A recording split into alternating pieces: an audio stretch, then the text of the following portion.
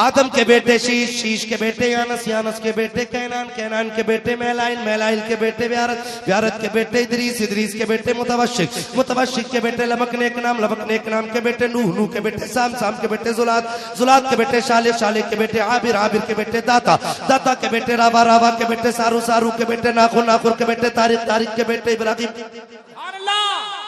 इब्राहिम खलीलुल्लाह, इब्राहिम खलीलुल्लाह के बेटे इस्माइल ज़बीहुल्लाह, इस्माइल ज़बीहुल्लाह के बेटे केदार, केदार के बेटे अवाम, अवाम के बेटे अमल, अमल के बेटे साबित, साबित के बेटे सलमान, सलमान के बेटे रईसा, रईसा के बेटे लियसा, लियसा के बेटे ऊद, ऊद के बेटे अव्वा, अव्वा के बेटे अदनान, अदनान के बेटे मोहित, मोहित के बेटे नदार, नदार के बेटे मुद्र, मुद्र के बेटे लियास, लियास के मुद्रिका, मुद्रिका के बेटे खदीमा, खदीमा के बेटे किनाना, किनाना के बेटे नदर, नदर के बेटे मालिक, मालिक के बेटे फहर, फहर के बेटे गालिब, गालिब के बेटे लुई, लुई के बेटे काब, काब के बेटे मुर्रा, मुर्रा के बेटे किलाब, किलाब के बेटे कुसी, कुसी के बेटे अब्दे मनाफ, अब्दे मनाफ के बेटे हाशिम है और हाशिम के बेटे अब्दुल मुत्तलिब है और अब्दुल मुत्तलिब के बेटे अब्दुल्लाह है और अब्दुल्लाह के बेटे मुहम्मदुर रसूलुल्लाह।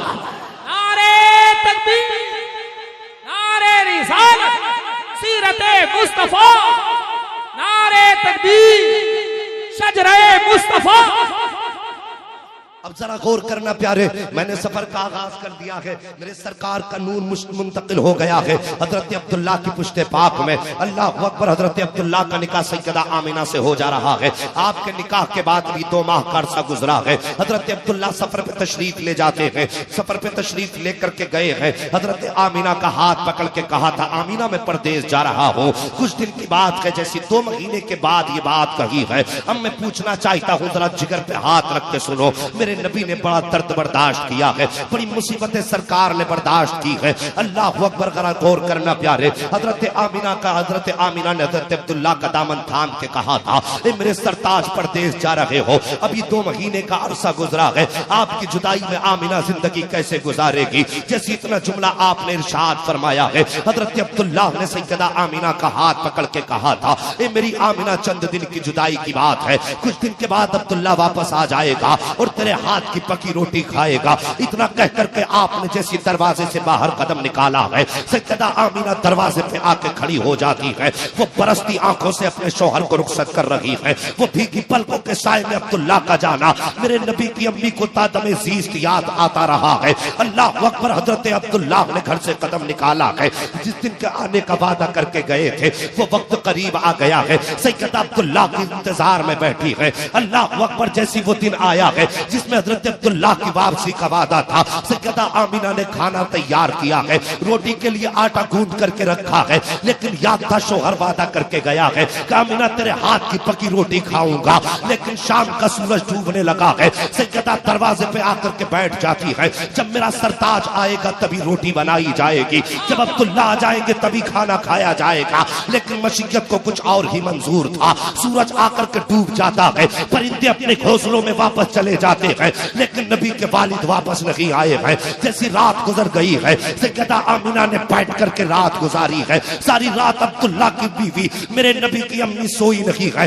ये सोच करके जागती रही थी कि अगर रात को अब्दुल्लाह आ जाएंगे और मेरी आंख लग जाएगी, अगर दरवाजा खटखटाया तो उठ करके दरवाजा कौन खोलेगा। इस उम्मीद पर आपकी आंख लगी लगी है। जैसी सुबह का सूरज नमूदार हुआ है, उठ करके अब्दुल मुत्तलिब के पास आके कहती है, अब्बा जान आज माजिरा क्या है, अब्दुल्लाह के आने का वादा था, अब्दुल्लाह वापस नहीं आए हैं। मेरे नबी के वालिद दादा फरमाते हैं, ए आमिना उदास ना हो सकता है सफर में ताखीर हो गई हो सकता है आज नहीं कल आ जाए। कई दिन गुजर जाते हैं। हजरत आमिना ने कई मर्तबा ऐसा किया है कि खाना बना के रख दिया है, लेकिन सैयदा ने खाया नहीं था। कई दिन गुजरने के बाद एक दिन हजरत आमिना आई है, कहती अब्बा जान जरा पता तो करो मेरे अब्दुल्लाह का हाल क्या है, किसी ने कुछ बताया तक नहीं है। हजरत अब्दुल्लाह की खबर सुनने के बाद हजरत अब्दुल मुत्तलिब घर से निकले हैं, सैनिक काबा में गए, काबे का तवाफ किया है, अभी वापस पलट रहे थे, इतने में कोई दौड़ता हुआ आया, आकर के कहता अब्दुल मुत्तलिब जरा ठहर जाइए।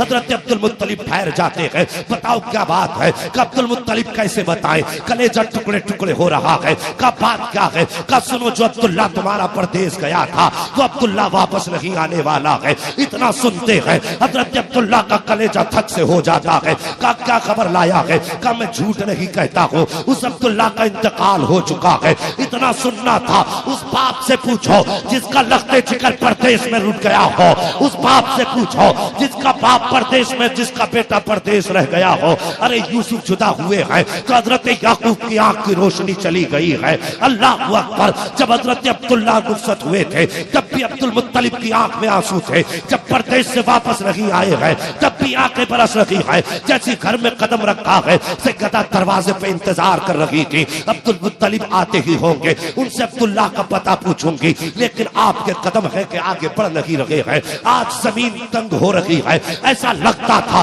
एक एक पैर बोझल हो चुका है। आपने हिम्मत करके अपने दरवाजे की तरफ कदम बढ़ाया है। जैसी दरवाजे पे कदम रखा है, आहट हजरत आमिना ने सुन ली है, आपके कदमों की आवाज सुनी है, तोड़ करके आई है। दरवाजे पर जैसी हजरत अब्दुल मुत्तलिब ने कदम रखा है, कहती अब्बा जान बताओ मेरे अब्दुल्ला का कुछ पता चला है? इतना सुनना था। हजरत अब्दुल मुत्तलिब कहते हैं आमिना आज के बाद किसी के खाने का इंतजार मत करना, आज के बाद शाम को बैठ करके रास्ता नहीं देखना है। का अब्बा क्या कह रहे हो? कहा लखते जिगर तू जिस अब्दुल्ला का इंतजार कर रही है वो अब्दुल्ला वापस आने वाला नहीं है। इतना सुनना था। नबी की अम्मी दीवार से लग के हिचकी भर के रोने लग जाती है और बड़े दर्द के साथ रो करके कहा था ए मेरे परवरदिगारे आलम ये कौन सी घड़ी आ गई है? अभी तो मेरा लखते जिगर दुनिया में आया नहीं है, अभी इसने बाप का चेहरा तक नहीं देखा है, अभी बाप ने इसका चेहरा नहीं देखा है। मेरे मालिक बाप का इंतकाल पहले हो गया है। ए मेरे परवरदिगार मेरे बेटे को दुनिया में आने से पहले यतीम कर दिया गया है। अभी इतना जुमला निकला था, कैब से आवाज आई थी आमिना उदास न हो, हमने तेरे बेटे को लावारिस नहीं बनाया है बल्कि सारे जमाने का वारिस बना के पैदा करना। नारे रसालत साईं साहेब दावत सरजमीने हवी नवार के ड्रागन। अल्लाहू अकबर। तवज्जो है आपकी? अल्लाह आपको सलामत रखे। ओ लोगों, फिर उसके बाद की जिंदगी कभी घरों में झांक के देखा करो। जब किसी औरत का शौहर इंतकाल कर जाता है तो फिर वो औरत एक मोहल्ले के लिए तमाशा बन जाती है। आज हमारी सोसाइटी का आलम यह कि अगर कोई गरीब बेवा हो जाती है और उसके बदन के कपड़े फटने लगे तो बजाय इसके कि कोई उसके कपड़ों से बदन को छुपाए, लोग उन फटे कपड़ों में झांकने की कोशिश करते हैं। गरीब औरतों की कीमतें लगाई जाती हैं चौराहों पर, गरीब बेटियों को खरीदने की कोशिश की जाती है। यह आज तेरा मेरा मुआशरा है। बेवा के लिए क्या शौहर की जुदाई का गम कम है? जो आज का मुआशरा उसे कदम कदम पे एक नई मौत देता है। अगर बेवा गरीब होती है, तेरे मेरे घर में बर्तन धोने जाती है तो चंद बिगड़े हुए अमीर रोडों पे खड़े होके कहते हैं एक रात के 500 रुपए देंगे, हमारे साथ जिंदगी गुजार ले।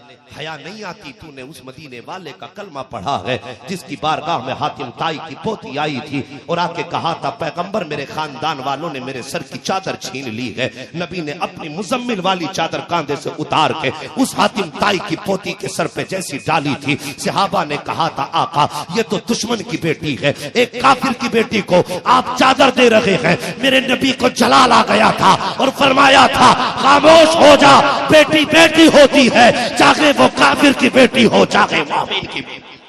नारे तकबीर, नारे रिसालत, सीरते मुस्तफा, अखलाके मुस्तफा, किरदारे मुस्तफा।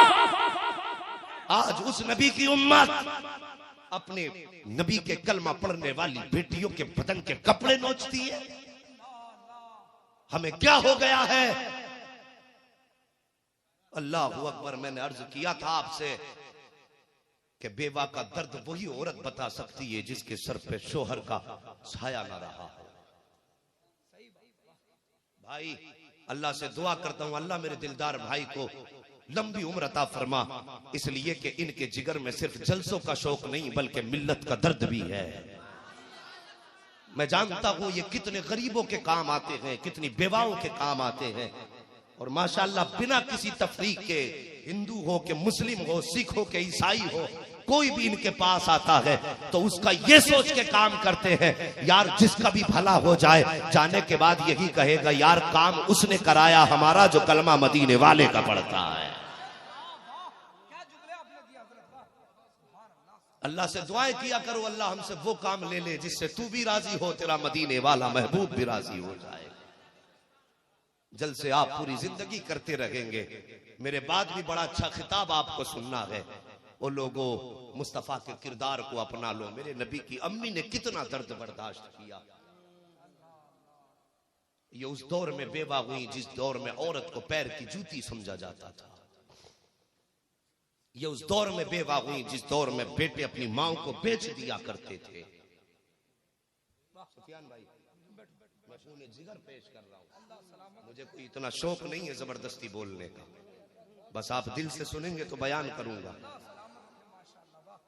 गौर करना प्यारे, उस दौर में नबी की अम्मी बेवा हुई जिस दौर में लोग औरतों को, माओ को बेटे बेच देते थे। बाप के इंतकाल के बाद माओ को बांटा जाता था, बेटे माओ को बीवी बना के रखते थे। ये उस दौर की बात करता हूं मैं। मेरे नबी की अम्मी बेवा हुई। अब क्या था, अब तो हर कदम कांटों पे था, हर सांस गले में फंस के आती थी। जिंदगी इतनी मुश्किल हो गई थी कि उस दर्द को मेरी औकात क्या मैं बयान कर सकूं। आज तक मुअर्रिख का कलम कमा हक़हू तहरीर न कर सका। शोहर की जुदाई में दिन भी रो के गुजरता था, रात भी रो के गुजरती थी। रोते रोते गुजरते गुजरते 1 महीना गुजरा, 3 महीने गुजरे, 4 महीने गुजरे, 5 महीने गुजर गए। एक दिन अबू तालिब अब्दुल मुत्तलिब खाने काबा में तवाफ करने के लिए गए। बड़ा अच्छा सुन रहे हैं आप, अल्लाह आपको सलामत रखे। अंदाजे बयां मेरा बहुत शौक नहीं है, शायद के उतर जाए तेरे दिल में मेरी बात। वो लोगों खाने काबा के तवाफ के लिए गए। मक्के के कुछ लोग इकट्ठा बैठे थे, कहने लगे अबू तालिब, अब्दुल मुत्तलिब कहा जी आपसे कुछ बात करनी है। कहा कौन सी बात? कहा बस हिम्मत नहीं हो रही। कहा कहो ना क्या बात है। ए बेटे बैठ जा, माहौल खराब ना करो, हिम्मत नहीं हो रही। कहा बताओ ना।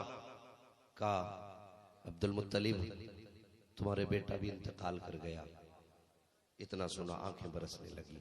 हाँ मेरे जिगर का टुकड़ा था, मुझे सबसे प्यारा था अपने सारे बेटों में। कहा लेकिन कहने का मतलब यह है कि हमारे अरब का दस्तूर है, किसी औरत का शोहर इंतकाल कर जाता है तो औरत को 1 साल तक सोग मनाना रहता है। उस सोग में क्या क्या है, खुशबू नहीं लगानी है, इत्र नहीं लगाना है, बनसवर के नहीं निकलना है, गुस्ल नहीं करना है, नए कपड़े नहीं पहनने हैं। का फिर का सुना है मक्के में चर्चा है कि आपकी बहू अब्दुल्ला की बीवी बदन पर ऐसी खुशबू लगाती है कि मक्के में वो खुशबू किसी को मयस्सर तक नहीं होती है।